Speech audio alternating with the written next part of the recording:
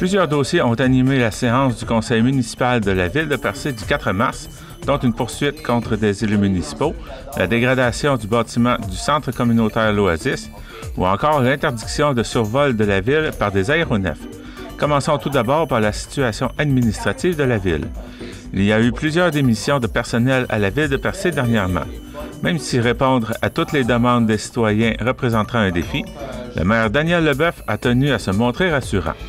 Je vais vous dire qu'à la ville, présentement, là, on a tiré sur l'élastique pas mal fort. Là. On a eu une couple de démissions, puis le personnel qui reste en place a travaillé d'arrache-pied pour répondre aux demandes des citoyens. Ça va être difficile pour le conseil aussi, qui vont devoir se réunir. Il va falloir qu'on recrute plusieurs employés. Et entre autres aussi au niveau des travaux publics, il y a beaucoup d'ouvrages pour le déneigement des routes. Ça fait que je demanderais beaucoup aux citoyens, là, je sais que vous avez des demandes, envoyez-nous-les pareil, mais on comprenait qu'on a les ressources limitées pour l'instant, tant qu'on n'aura pas recruté des personnes pour le service à la population. Parmi ces démissions, il y a celle de Michel Fréchette, directeur général de la ville pour encore une semaine. Il a pris la parole à la fin de la séance municipale pour dresser le bilan de son court mandat. J'ai vécu une expérience incroyable au niveau de entrer dans l'âme d'une ville. Ses efforts, ses lacunes, ses prouesses, ses énergies.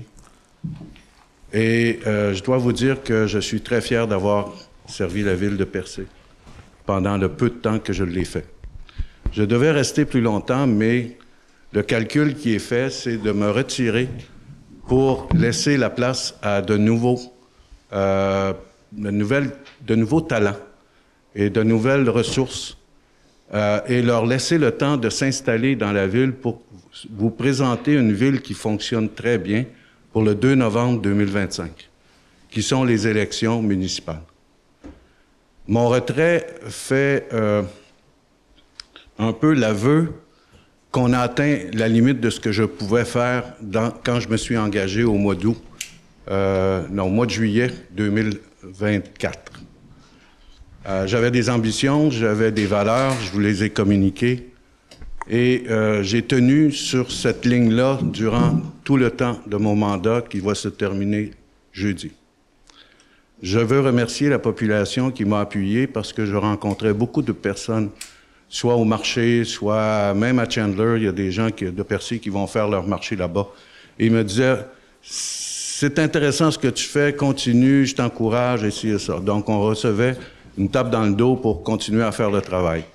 C'est vrai que ce qui a été dit au niveau de la présence de l'observatrice que j'ai accompagnée durant tout son mandat. Le résultat, il est celui que nous avons produit, je ne dis pas elle et moi, mais notre équipe au complet a prouvé que la ville était en état de fonctionner. Soyez rassurés sur ça. Les nouvelles ressources qui viendront suite au recrutement ne vont faire qu'enrichir une diversité. Corriger certains comportements au niveau, je dirais, éthique et au niveau des habitudes qui frôlaient d'une certaine façon le privilège. Nous avons une ville en état de droit et non pas une ville, je dirais, de privilège, d'exception. Alors, j'ai eu l'impression à un moment donné, et je vais vous donner l'image, que j'étais un receveur au baseball et que vous tous, vous aviez une balle. Et que tous, en même temps, vous lanciez la balle vers le receveur. C'est ça, un directeur général. Il doit récupérer le maximum de balles, en échapper le moins possible, parce que sinon, ça va mal dans le bureau. Mais croyez-moi, on a donné tous les efforts pour essayer de satisfaire tout le monde, mais c'est sûr qu'il y a des gens qui n'ont pas été satisfaits de mes services. Je m'en excuse, mais ce n'était pas par mauvaise volonté, c'était par incapacité de remplir les 24 heures. Donc, je vous remercie, vous, la population, je remercie le Conseil de m'avoir appuyé durant toute cette période. La Ville dépose dans ses archives le rapport de l'Observatrice sur l'état de la situation prévalant à Percé. Daniel Leboeuf en a résumé les grandes lignes, démontrant que la situation est loin d'être aussi grave que ce que le rapport déposé cet été laissait entendre. Le rapport de l'Observatrice de la Commission municipale du Québec, Maître Mélanie Robert, qui est venue faire une vérification des recommandations qui nous avaient été faites et qui nous a, je pense qu'elle nous l'a présenté au conseil municipal. Puis on a été bien agréablement surpris. Le rapport de la commission qui était venue l'hiver dernier, dans leur page titre, faisait mention de cas graves de mauvaise gestion.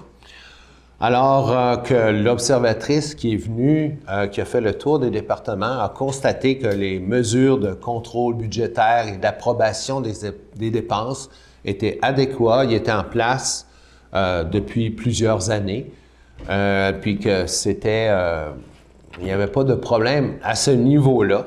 Même notre vérificateur financier, Raymond Chabot-Grant Thornton, le mentionne dans son rapport financier que les contrôles financiers étaient jugés adéquats et concluants pour lui permettre de déposer son rapport. C'est ça enlève un peu de la gravité qu'il y avait dans les déclarations du rapport publié cet été. Et elle conclut aussi que la situation financière de la Ville est bonne. On a une bonne coussin financier, puis le taux d'endettement est inférieur à beaucoup d'autres municipalités. Donc, c'est ces conclusions-là qu'on a trouvées intéressantes. Elle ajoute, mais là, que pour le conseil, on a rempli plusieurs des recommandations que la Commission des affaires municipales, la DPIM, nous avait fait. Et là, une des plus grosses, on entame un diagnostic opérationnel. On a engagé une firme, comme on l'a vu ça a été résolu dans les dernières assemblées, pour venir identifier les postes clés à la Ville, lesquels qui sont nécessaires puis qui vont permettre un fonctionnement optimal de la Ville. Ça va être un rapport, un exercice qui va être fait ce printemps et la compagnie, ça s'appelle GoRH, va prévoir un rapport public, une présentation publique au mois de juin, vers la mi-juin.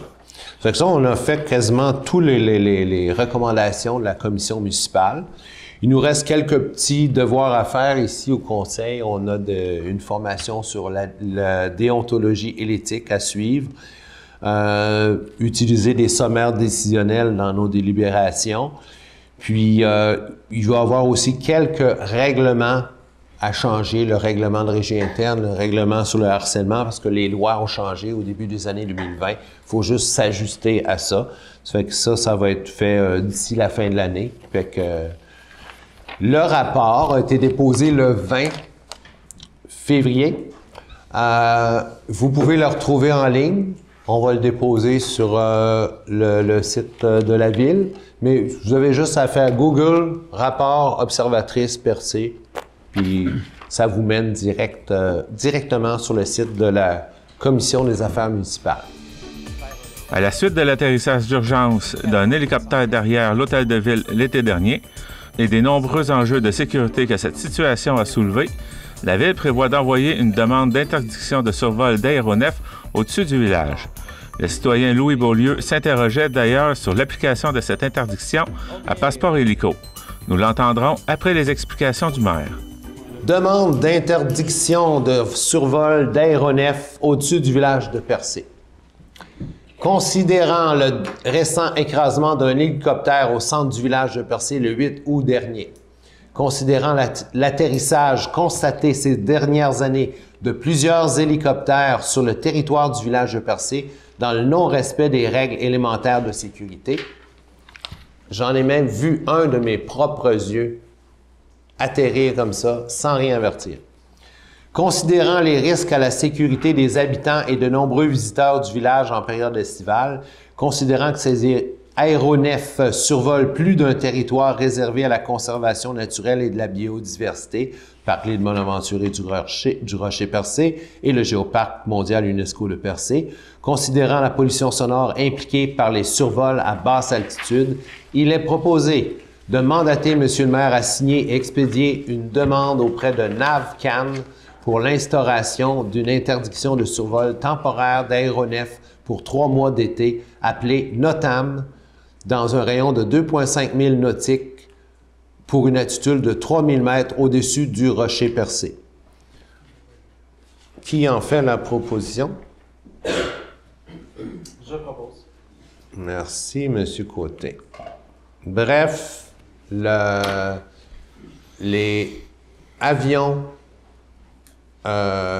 drones, hélicoptères vont devoir, quand ils font un plan de vol, il faut qu'ils appellent Transport Canada, NAVCAN, c'est partie de Transport Canada, il faut qu'il y ait un plan de vol. Et là, ça va, si la lettre est acceptée, ils vont devoir passer, soit faire le tour de Percé, dans la limite de 2,5 milles nautiques autour du Rocher Percé, ou survoler 3000 pieds au-dessus. Alors, si jamais il y a un bris, un accident, quelque chose, ils vont pouvoir atterrir plus loin où il y a des espaces libres et non en plein milieu du village qui aurait pu être tragique. Ça fait qu'on va suivre ça, la réponse de Transport Canada là-dessus. Est-ce que cette résolution va nous permettre d'éviter les survols de la compagnie Passeport Hélico? Tout aéronef, avion, hélicoptère, drone commercial, dirigeable, soucoupe volante, toutes, ils vont passer assez haut au-dessus du village pour pas incommoder les citoyens puis les mettre leur sécurité en péril s'il y a un accident. Ils vont aller plus loin.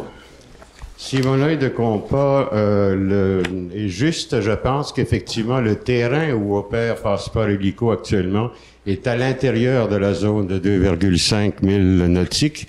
Donc, théoriquement, cela veut dire qu'il ne pourra pas décoller ni atterrir puisqu'il sera en bas de 3000 pieds à cet endroit-là comme tel. C'était pas supposé atterrir dans la circonférence. Et la circonférence a été choisie pour couvrir l'île Bonaventure, qui est une réserve écologique, et le Mont-Sainte-Anne, qui est une zone de conservation, et le village comme tel, qui est une zone urbaine densément peuplée. Alors, pour une fois, n'est pas coutume, mais je voudrais féliciter le conseil et le maire en particulier d'avoir fait les démarches pour enfin prendre à cœur les enjeux de la sécurité et surtout les enjeux environnementaux des opérations d'hélicoptères au-dessus de la ville de Percé. Je vous remercie pour ça aussi, parce que je pense que enfin la ville a pris des décisions. Nous avions été référés souvent à la ville, et dans le temps, la ville, évidemment, ne nous a jamais fait part de cette possibilité. On apprenait qu'un citoyen de la ville a intenté une poursuite contre des membres du conseil. Une résolution a été adoptée pour signifier que la ville prendra en charge les frais judiciaires. Voici la résolution lue par le maire. Je vais vous lire. Il est résolu et adopté à la majorité que la ville de Percé prenne en charge les frais de défense dans la poursuite logée par un citoyen contre des élus de la ville et les cadres et les employés de celle-ci et de permettre le choix de la firme qui représentera les défendeurs dans le dossier. Numéro 110 17 12 71 254. Je ne connais pas les raisons, les tenants et les aboutissants. Là... Judiciarisé. Est-ce qu'il y a déjà eu un dépôt? Il y a un dépôt, il y a une poursuite de déposée. J'ai jamais... On peut comme pas en parler. Non, je ne peux pas expliquer qui est visé, pour quelle raison. Donc, comme c'est prévu dans la loi sur les cités et villes, la municipalité assume les frais de défense de ses employés et de ses élus. Alors, vous pouvez en faire la proposition. Qui en fait la proposition? Je propose. Monsieur Mercier, merci. C'est adopté à la majorité? Oui. Votre vote? OK. On termine avec Lynn Baudin, de l'Oasis de Percé, qui a envoyé à plusieurs reprises des lettres à la Ville par le passé concernant l'état du bâtiment, mais est toujours restée sans réponse.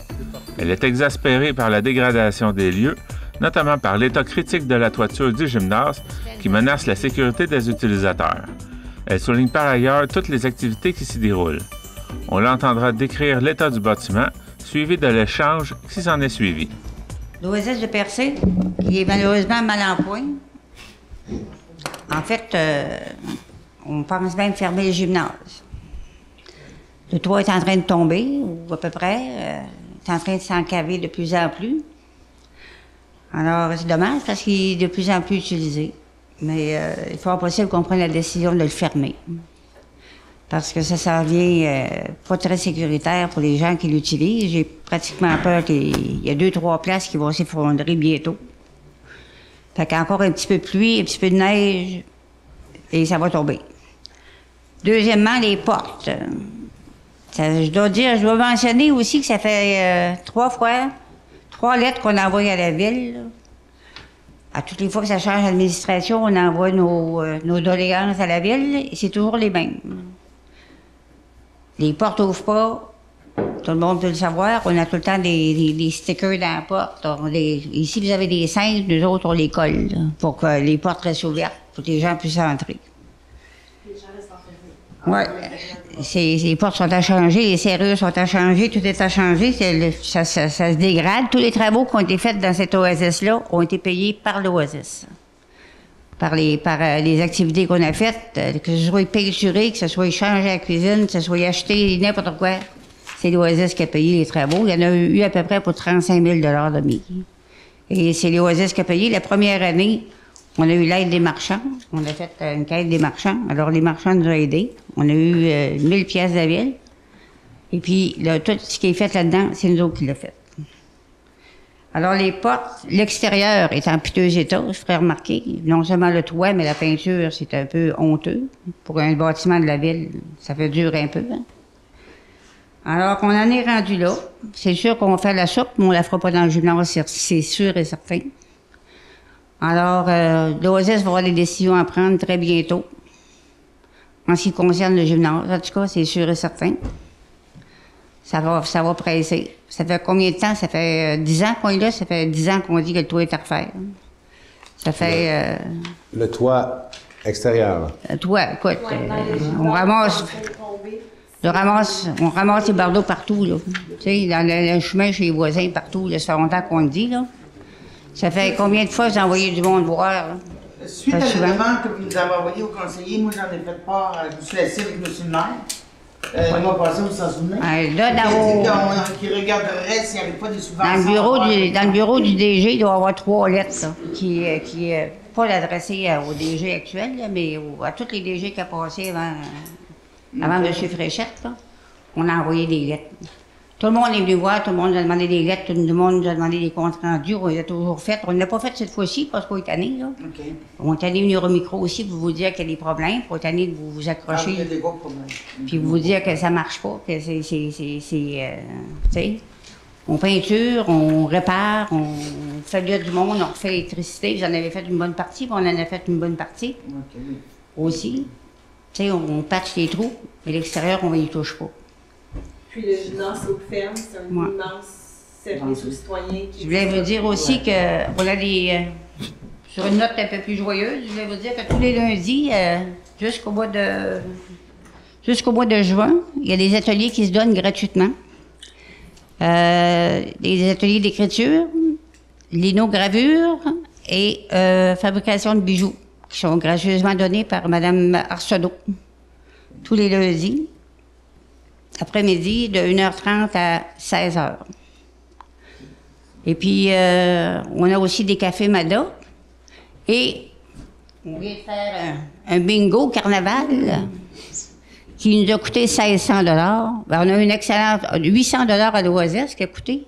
Et on a eu un excellent cadeau, un très beau cadeau de Fin-Renard, qui était 2 nuitées, 4 personnes, sous les dômes, qui nous a été gracieusement donné pour le fameux bingo. Savez-vous combien de personnes sont venues? 14. Alors, vous dire comment c'est encourageant, Percé, faire des activités au centre communautaire, c'est extraordinaire. Alors, j'aimerais remercier la population de participer en grand nombre.